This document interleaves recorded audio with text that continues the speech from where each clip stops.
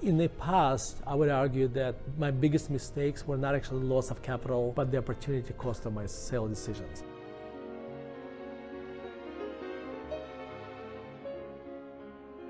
My name is Joe from Tennessee. The last 5 years, we've seen a lot of things changing since the pandemic and whatnot. And from a capital allocation perspective, what would you say would be, say, your 3 biggest mistakes you've made over the last 5 years, and what did you learn from that? And then also, you mentioned that you're not focused on forecasting things, but a lot of times we look at what isn't going to change. So what are the key things that you're focused on that you know are not going to change in the future that you see as being a big thing that's going to impact what you're doing going forward? All right. Well, thank you for your question. By the way, just in the interest of time, I'm going to answer all the questions from everybody who's standing up, so who's in the queue, and then when there. So what's not going to change? I mean, it's kind of interesting. It's such a difficult question to answer because 3 years ago I would have said, well, you don't want to be, you want to become a programmer. And now I'd say you don't want to become a programmer because AI changed that. I think, I'm not sure I want my kids to become plumbers, but that's not going to change that much, I think. So when we look at our portfolio, this is the question I constantly ask myself. I mean, we're going to need energy. That's not going to change. What energy? That may change. So a lot of times it's kind of, we're going to need food. That's not going to change. I'm mentally, right, as I'm answering this question, I'm mentally going through my portfolio. Okay, let me put it this way. Our Maslow hierarchy of needs things are not going to change. The companies inside of them may change. Our need for security is not going to change. And therefore, I would argue our defense spending in Europe is not going to go down, but only going to go up. But it doesn't mean that every company in my portfolio will be the winner of that. So that's kind of how I'm approaching this. Like I'm mentally, when I look at a company, I kind of look at the Maslow hierarchy of needs and I see where it fits in it. But obviously the question you're asking about technological changes and how they impact this.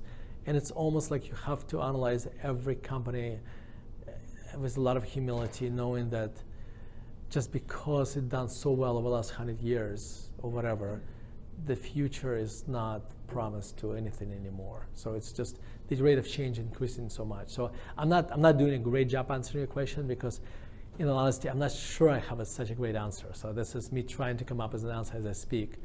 But this is kind of, maybe at some point I'll write about it and I'll be able to answer it better. But as of right now, that's all I got.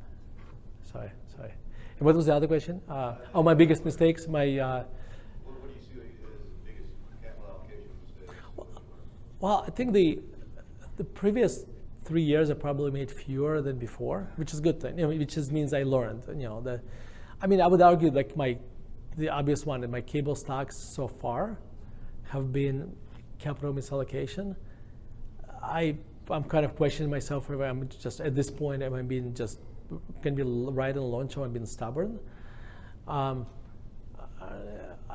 at this point. I think I'm still going to be right in the long term, but we'll see. I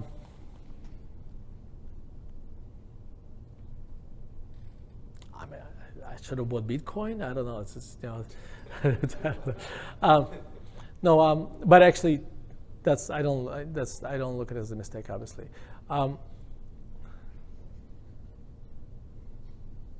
Okay, let me answer this question. I'm sure I made mistakes, and this is either my memory blocking them out just to avoid the pain, but let me tell you the mistakes I usually make the most. I sell too soon, and those mistakes are usually cost my clients the most because, and I think I talked about this in the past, but if I'm wrong on a stock and I'm really, really wrong, it declines 100%. Let's say it was a 3% position. Let's say it's 5% position and declines 100%. The loss of my total capital is 5%. Okay. Now let's say the same 5% position, and it doubles and I sell it, and then it goes up 3 or 4x, which has happened to me. While my opportunity cost loss was actually more like 20%, like whatever that increases. So in the past, I would argue that my biggest mistakes were not actually loss of capital, but the opportunity cost of my sale decisions. Now, sometimes I sell for the right reasons and the stock goes up for the wrong reasons. Those are not my worry.